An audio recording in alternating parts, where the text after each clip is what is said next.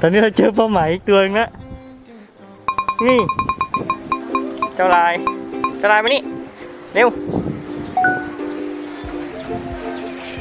ขอถามหน่อยชื่ออะไรโอ้โหมานี่นี่